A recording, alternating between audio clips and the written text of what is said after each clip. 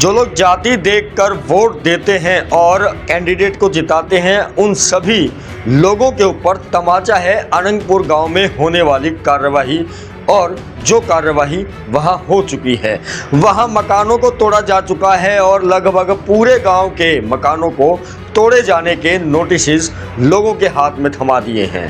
दर्शकों, मैं बता दूं कि फैजाबाद के अंदर गुर्जर सम्राट कहे जाने वाले कृष्णपाल गुर्जर और कृष्णपाल गुर्जर से पहले महेंद्र प्रताप, जो कैबिनेट मंत्री भी रह चुके कांग्रेस सरकार में, उन दोनों के होते हुए एक लंबे समय से ये लोग राजनीति में हैं और अपने आप को गुर्जर नेता कहलवाना पसंद भी कर लेते हैं। और जो जनता गुर्जर समाज से संबंधित है, वो जनता कई बार खुश होती है कि ये हमारे समाज के नेता हैं, ये जीतेंगे तो हमें फ़ायदा होगा, ये जीतेंगे तो हमारा भला होगा।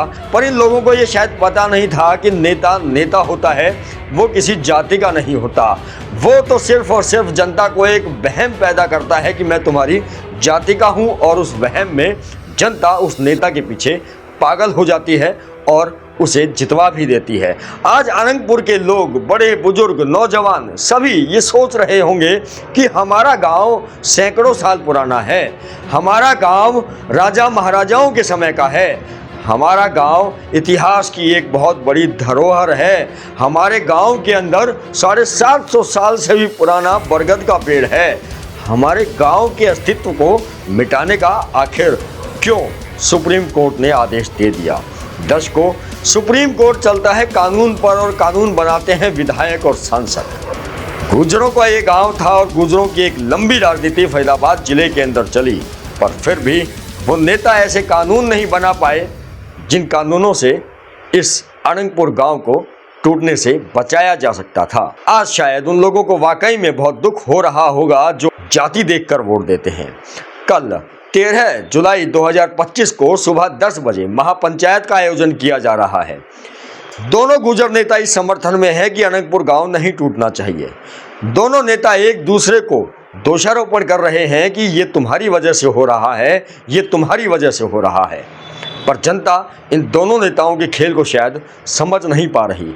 जनता को वोट देते वक्त जाति पाति से दूर रहना है, ये बात मेरे जैसे ना जाने कितने लोग कह कह कर अपना गला सुखा चुके हैं, पर जनता को समझ में नहीं आ रहा। अब जब अनंगपुर के ऊपर इस तरह की कार्यवाही होती देखी जा रही है, तो शायद लोगों को कुछ तो समझ में आ रहा होगा कि नेता नेता होता है। आप बेशक से उसे कितने ही अपने सिर पर बैठा लें, पलके बिछा दें उसके लिए, पर वो अपनी हरकतों से कभी बाज नहीं आएगा।